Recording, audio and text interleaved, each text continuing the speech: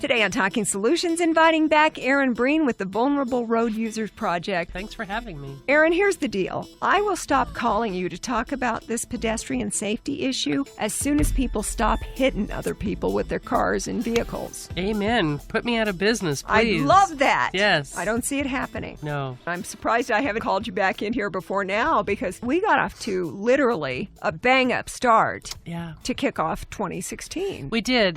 Clark County in general, we're just having a bad year. And so much of it is completely preventable. Motor vehicle occupants, way up. Highest increase this year, motorcyclists. And they were our only bright spot last year, motorcyclists. But this year, right now, I think motorcycle fatalities are up about 300%. If we could just figure out why do we have good years some years and bad the next. But I have my theory on all of that, and people hate to hear me say this. It's speed. It's speed for everybody. It's certainly speed for pedestrians. Pedestrians not realizing that cars can't stop on a dime and that they can't see you if you're not lit up and all the terrible things that happen with pedestrian fatalities. And funny, I was just looking at this. When it's pedestrian error, it's most often at night, and not being able to be seen plays a huge role in that, and then not understanding how fast a car is going. But when we look at driver error, it's those left-hand turners. And we have lost several people so far this year because drivers are looking for that gap in traffic to make that left-hand turn, but their eyes are not scanning all the way over to the crosswalk, where the pedestrian has the legal right-of-way to be. Absolutely. We should be waiting for them to get done. Exactly. And so when you're making a left-hand turn, yes, you're looking for that gap in traffic, but you've got to keep an eye on that crosswalk because you'll never feel good about hitting a pedestrian. But boy, when it's your fault, there's several other ramifications on top of the knowledge that you did that. When you talk about pedestrians crossing, especially at nighttime, even as drivers, our depth perception changes with the darkness. You're absolutely right. And age changes our perception, especially at night. I had cataract surgery in one of my eyes. Couldn't believe when I opened my eyes what I had been missing. But it really plays a role at nighttime. There are lots of things that all of us should be recognizing to keep people alive. And it's just, stupid ways to lose your life. And it's so frustrating. Last year in 2015,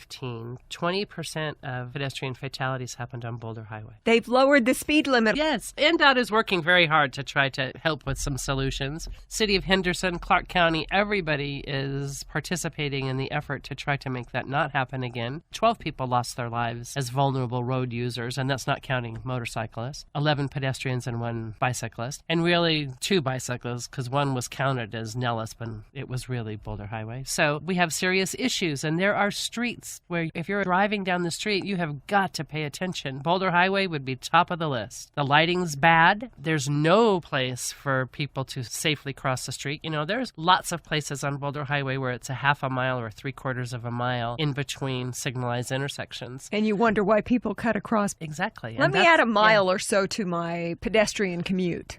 Exactly. And I always say, as you're driving down the street in your air-conditioned couch, it's so easy for you to judge. Yeah. So the person on the street that is running for a bus, if you've never been a bus commuter, you have no idea the difference with just your life, let alone your employment, of making that bus connection or not making it. It's not worth risking your life, but I understand why people do it. So other jobs at risk and many other things. The hot time of the year. And if where you are isn't on a Flamingo or a Maryland Parkway where there's 15-minute intervals in between buses, if it's a half an hour or 45 minutes. And again, you're in air conditioning, the heat generating off of the pavement in the summertime in Las Vegas, that's 160 degrees waiting for a bus. Keep that in mind as you approach. If it's a place where you travel regularly and we all have our routines and you know that there's a particularly heavy bus stop, be paying attention. You know enough to not get in the right-hand lane on your way home. You know where you're going to get caught behind the bus. So expect that you're going to see someone maybe pop out and do something that could potentially cost them their lives and shouldn't matter to you as a driver. You should be aware enough to avoid the crash. And I'm not trying to give pedestrians free rein here at all. The reality is we have really mean streets. And if we could tame our streets down a little, because we're never going to stop the crash from happening because human beings are wired differently than people ever planned for. And whatever you plan for, a human being is going to do exactly the opposite. We do a great job of planning things that we know are dangerous, elevators, escalators, but the person crossing the road, not so much. It's that human frailty, your feet before you're engaging your brain, that costs people their lives every day. But you're still, as the driver, the one that's going to have to live with that. Erin Breen is with us today on Talking Solutions from the Vulnerable Road Users Project. We've asked her back because this is an ongoing issue. I want it to go away completely. Everybody does, right? But I'm going to keep hitting this subject until we get it through our thick heads. Now, in 2010, in our community, 29 pedestrians lost their lives, and that was 29 too many. In 2015, 60 pedestrians lost their lives in our community. And if someone you loved was one of those 60 people, you know what that's like. Otherwise, I think we're really kind of immune to the whole issue. We have our little blinders on, but we all play a role in that. Every time you're driving down the street and there's someone doing the right thing, waiting to cross the street, and you think, I don't have to stop for them because they're waiting for me. Every time you do that, you're teaching them there's no reward to do that. So when you blow past someone who's gone out of their way to use a crosswalk, or you're making a right-hand turn and the pedestrian has the right-of-way and you turn and cut them off in the crosswalk, every time you do that, you're affecting their thought process. And then it's really easy for us to blame them for the problem, when in fact we created this problem. Small wonder they would actually try to dart across the road because nobody's helping them anyway. I call that the 7-lane dash to death because we live in a city where most often you see that happen on 7-lane roads. I started to say earlier that we know the streets where people die. We know where you need to really be paying attention, So last year, obviously, Boulder Highway was number 1. Charleston, Sahara, Flamingo. Parts of Charleston where people are dying are 45 miles an hour. Desert Inn Road, Sahara, 45 miles an hour. Flamingo, 45 miles an hour. And we're so comfortable going 50 or 55 on those streets. Yeah, I've always said the speed limit is a suggested starting point in this town.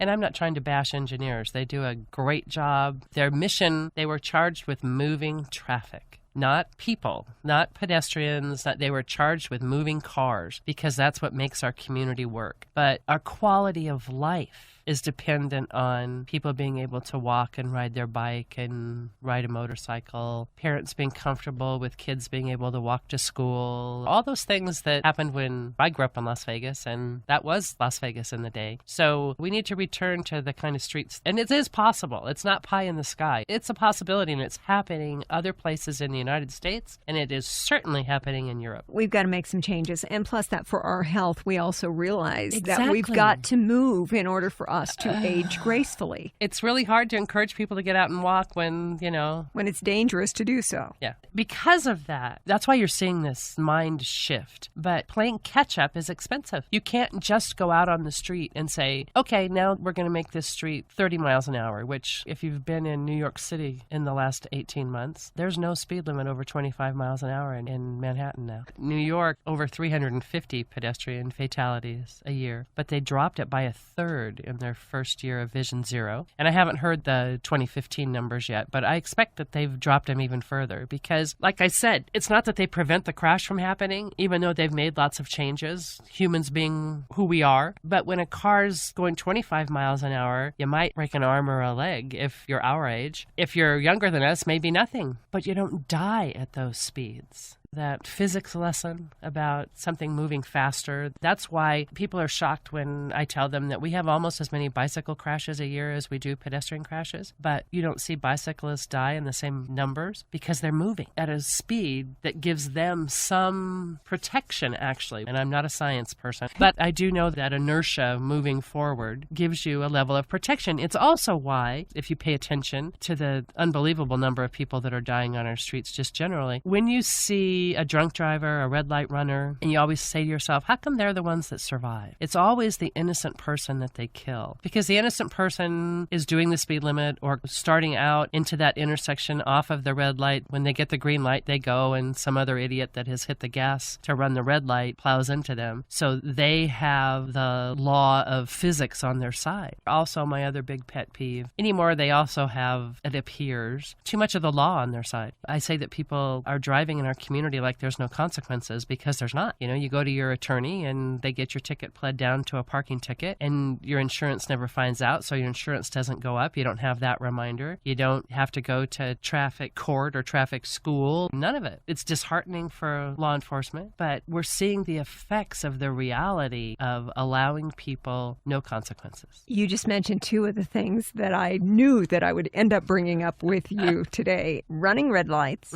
and pet peeves. And that's my pet peeve. Lately, it's like it's the thing to do. It's always been an issue here, but now it's getting really ridiculous because it seems like you sit at a light and every single light where you stop, somebody runs right through it, trying to beat it. They're going faster than the speed limit, in many cases trying to make that light, or not even caring and not even making the light. But they end up T-boning people, ending their lives. Absolutely, ending their lives. How do we put a stop to that? That's making me nuts. Funny that you should ask, Terry. I think personally, and this is another thing that just riles people think that I'm trying to take away their freedom all the time. And in reality, I'm just trying to save your life. But we've tried several times to get the legislation that's in place that prohibits photo enforcement. So that's the first step. We have to get that pulled back and then get the enabling language that allows us to use photo enforcement. We're going to have new police officers this year. If anyone's been paying attention, we're having a terrible increase in crime in our city. So my guess is, though we're getting new law enforcement this year, there's like 5 metro academies that are going to happen this year. We are desperate for police officers. And I think that has played a huge role in our increase in motor vehicle fatalities, because there's just not enough officers to give you that all-important education. Then coupled with the fact that so many people don't get the education because they don't really have to take care of that ticket. But now we're seeing the effects in crime too. So my guess is that the bulk of those officers are going to go to crime. And I'm not saying that they shouldn't. It's priorities. It is priorities. And I understand priorities, but a life is a life is a life. And one is someone else chooses to take your life. You die in a motor vehicle crash. A lot of the times it's something that you should have done to prevent it. We're seeing an increase in people driving impaired. We're still seeing over half of the motor vehicle occupants who died last year, almost 60% of them were not wearing their seatbelts. How preventable is that? That seems so basic. Exactly. And it just blows my mind that we're even still having that conversation. But things like photo enforcement, people are like, the state doesn't belong encroaching in my vehicle, No matter how many police officers we have, we'll never have enough to stop the person who thinks that laws are not meant for them.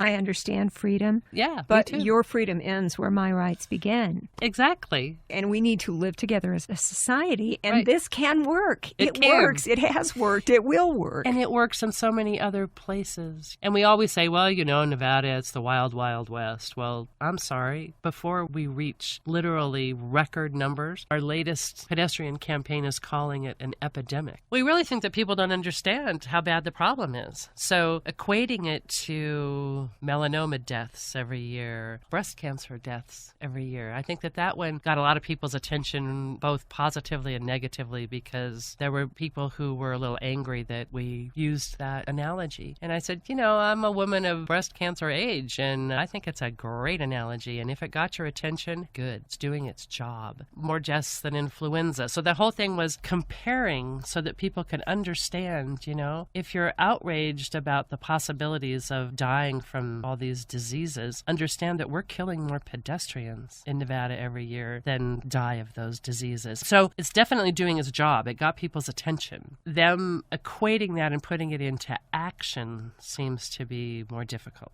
Pedestrian deaths, totally preventable. Every one of them. Doesn't have to happen. We feel that way about motor vehicle fatalities, period. That's why we have a 0 fatalities goal. And people poo-poo that all the time and say, oh, it's impossible. Well, what's the goal at your house? None. Exactly. So if the goal at your house is 0 and the goal at my house is 0 and the goal for anyone I love is 0, how can we not have a 0 fatality goal? My husband, when I'm heading off to work, when he's going someplace, we always are imploring each other, please just be careful. It's not so much us as the driver, it's watching out for the people around you, because we've got nutballs on the street. We do. And if you've been driving for many years, go back to your driver education in that defensive driving. I tell people all the time, don't go on a green light. You got to hold long enough. And engineers have tried to help you there. They've built in clearance time. It used to be that when your light turned red, the other one turned green instantly. Right. Well, I don't know if you've noticed that there's a couple of seconds now. So if you see somebody in an intersection after your light turns green, they have so so ignored the fact that the light for them was red. They so feel that laws were not meant for them. But those are the people that are putting your lives literally in their hands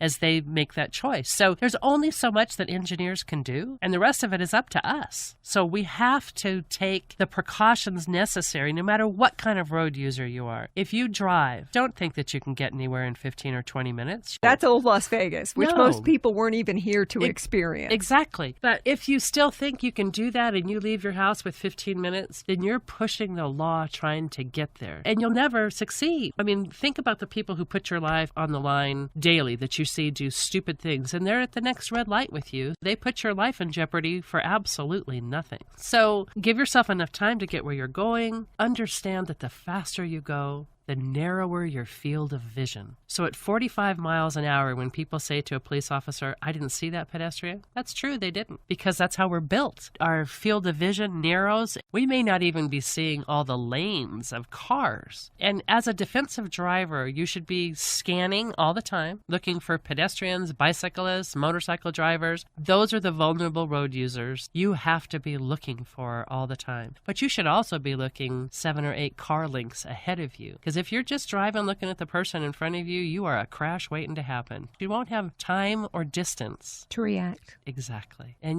that's what we don't teach people enough. I had a fatal investigator tell me those are the keys to keeping alive: time and distance. And what happens whenever there's any distance between you and the car in front of you? If you're somebody cuts in front of you. Exactly. So then don't get angry. Just pull your foot off the gas and give yourself the next gap and the next gap. And if you think about it as paying it forward, if you've given yourself enough time, you can get where you're going really not in that much less time and with so much less aggravation. Your blood pressure, everything, your state of mind is so much better. And when you think about the overall importance, if you're 5 minutes late for something, I'm sorry that's happening, but chances are the world is not going to end. And tomorrow, is that going to be important, looking back, that you ended up going someplace 5 minutes late? Same thing about the person on the phone. How did we ever survive without cell phones before? Well, we did, and you can get to where you're going without being on your phone. I don't care what kind of road user you are, I'm talking to you. Because as a driver, as a pedestrian, I have yet to see a bicyclist trying to use their cell phone, but I see pedestrians do it all the time, and they never look up. They're not paying attention, and they got have the earbuds in their ears,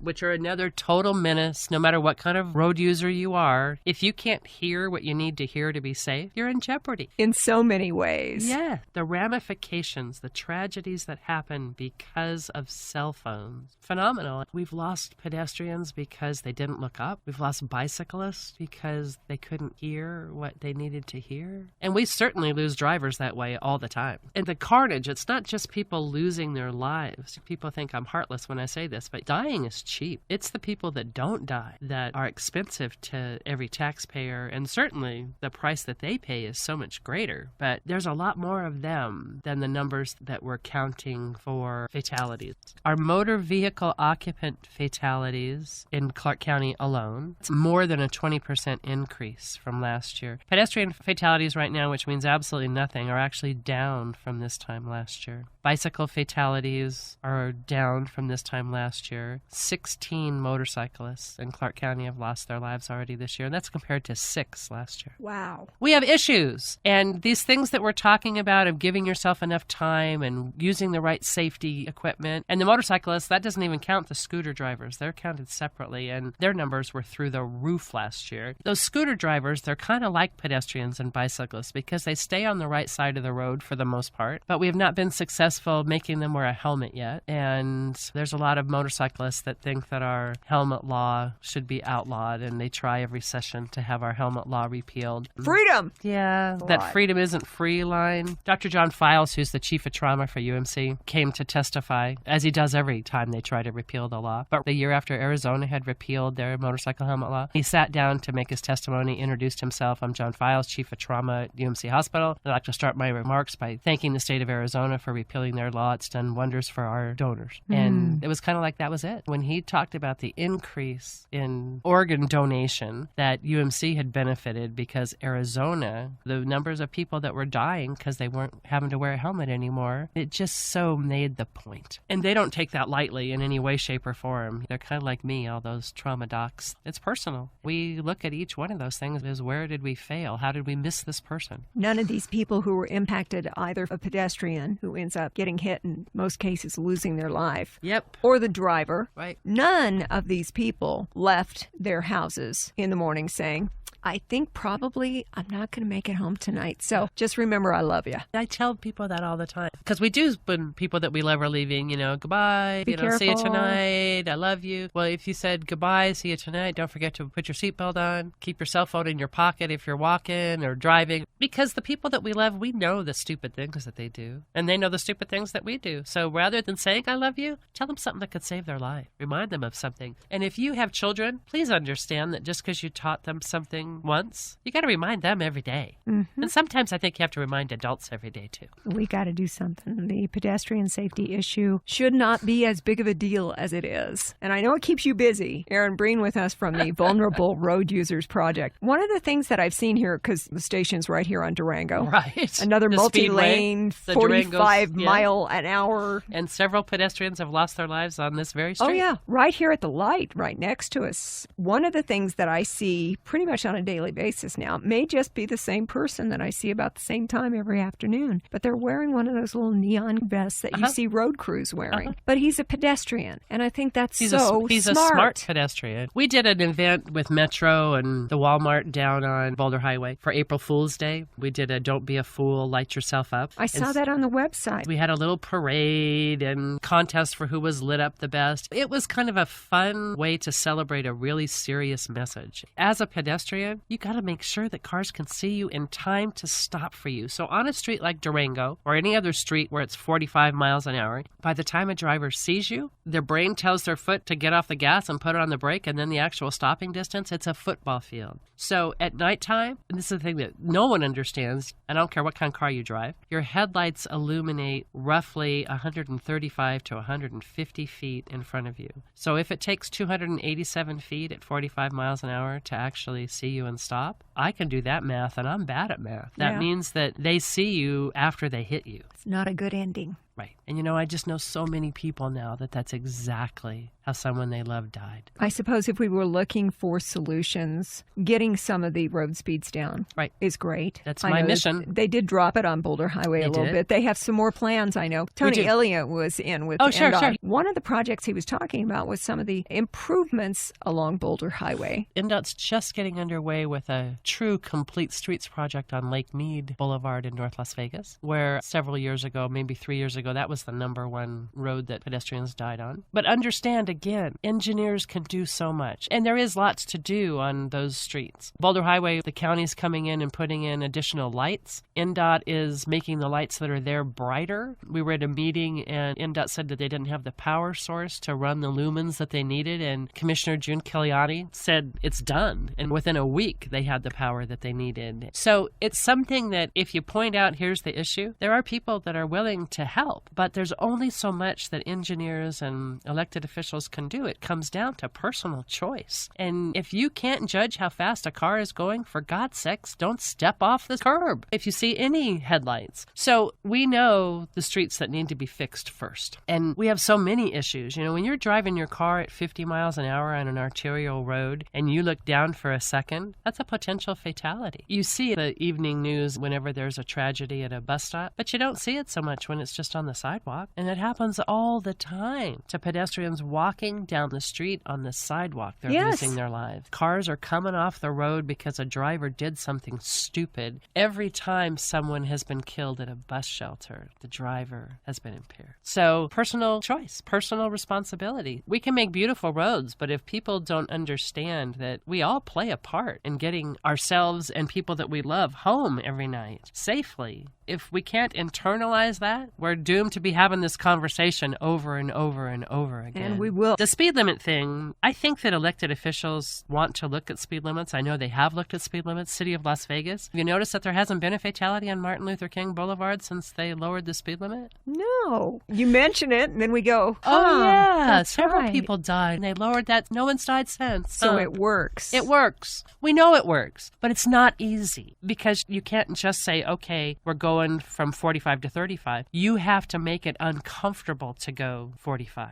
I say to people all the time, do you drive in L.A.? Drive on Ventura Boulevard, Santa Monica Boulevard, iconic streets in Los Angeles. They're 35 miles an hour. They're not 45. They're not 7 lanes. They move way more traffic than we do. And do pedestrians die in California? Yes. Do they die in the same numbers as here? Absolutely not. We've got so many roads down along Blue Diamond Road. Well, there's another one. Gotta drop that. We're talking 45s. That's a 55. It's at 55. Mm-hmm. I use the terminology unconscionable for arterial roads where people live their lives and the speed limit's 55 miles an hour. Because what it means on Blue Diamond Road is people go 65. And there are people trying to cross that street. It's Blue Diamond, it's St. Rose, and we're going to see the ramifications for that. Now that the economy is coming back and all the building is coming More back. houses. They redid Blue Diamond, and it just upsets me greatly. Again, the mentality of moving cars. People live on both sides of Blue Diamond Road, and there's places that people want to go on the other side of the street. Prior to the redo of Blue Diamond Road, there's a lovely husband and wife, Susan Hudson. Oh, I know Susan and Frank. So,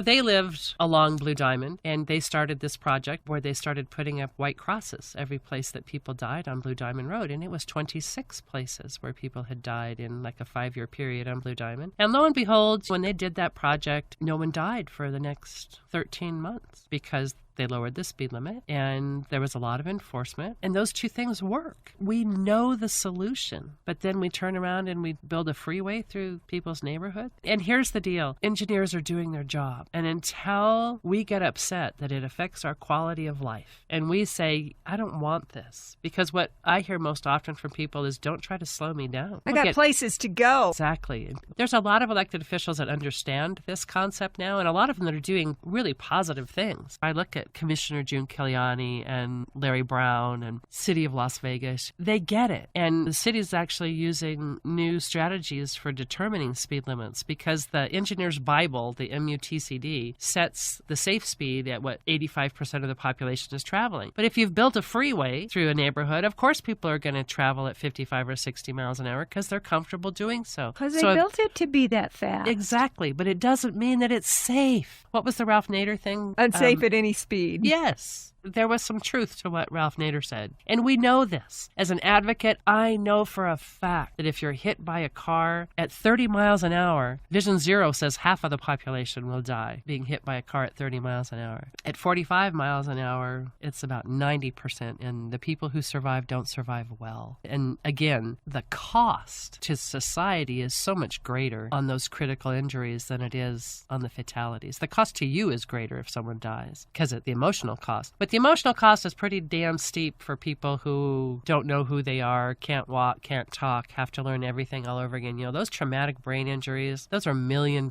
injuries if you survive. Changes your life in just a second. It does. We need to all be understanding that people who are pedestrian commuters are probably doing it because they don't have another choice. Exactly. The bus riders who are trying to get from point A to point B, maybe to work, they need to get there too. And we'd love to change that. We'd love to make it that everybody left their car at home 1 or 2 days a week and used transit or their 2 little feet or their bicycle to get where they're going. And if it were safer, a lot more people would do it. And health-wise, we would be so much better off. And it's part of the problem. We look at the pedestrian issue as marginalized community. They're human beings. They may not own a car right now for various circumstances. But you know how you're the most likely to get in a crash within, it's now 2.5 miles from where you live because that's where you're comfortable driving and you lower your guard. Mm-hmm. You may not pay full attention, and so that's how crashes happen. The same thing happened for pedestrians. They lower their guard too, where they're used to walking. So as a pedestrian, just because you've crossed a street in a certain manner 100 times doesn't mean that the 101st time you're not going to get hit. But unlike in a car, you're potentially going to lose your life for doing something not paying 100% attention. So on the one hand, we would love to have a community where more people walk. We should be out and about. We would be so much happier happier and so much more productive, and quality of life would be so much greater. I mean, there are so many important reasons to get out and do that. But when you think about it could cost me my life. We all have to work together to make this happen. We The drivers need to do it. The pedestrians need to do it. The bicyclists, the motorcycle riders, everybody who uses those roads. Right. We all need to be paying attention to each other. We also need to relax a little bit. How much would our stress level go down if we would just not be in 110% hurry to do everything? That's so true. And it literally, talk about it takes a village. Well, getting people home safely definitely takes a village. So the thing that I don't talk about often enough is the number of pedestrian fatalities that happen when the pedestrian's impaired. They're not driving, but they're seriously impaired.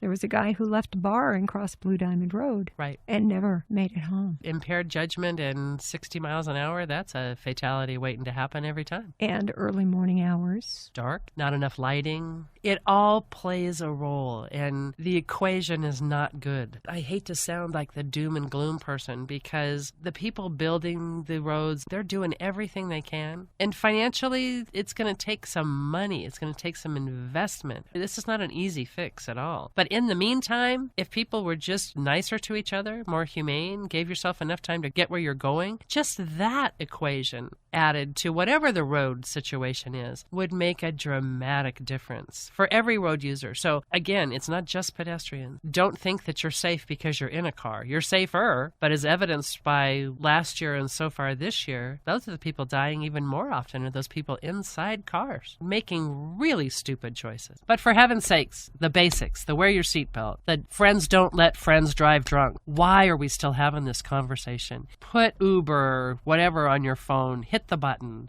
If you have to be somewhere in the morning, call designated drivers. There is no excuse for driving impaired. It's not worth it. And yeah, we do keep trying to pound this issue home, but we're going to have to keep talking about it. Because the time to make the decision is before you start drinking. Because none of us make good decisions if we've had a couple of cocktails. Nope. So you got to plan ahead. It's not a plan after the fact. But that's why it's so important, if you're out with friends, be the life of the party. That's the bottom line. Make sure that everybody gets home safely. Take a minute, think about it, plan your trip, look out for the other Give people. yourself enough time to get where you're going. We're coming up on a long season of change in our valley that is ultimately going to benefit each and every one of us, but it's going to cost us more time to get where we're going in the meantime. Every jurisdiction is rehabbing roads. It's such a positive thing. So your planning is even more important for the progress that is just going to benefit everyone in our community. But plan ahead,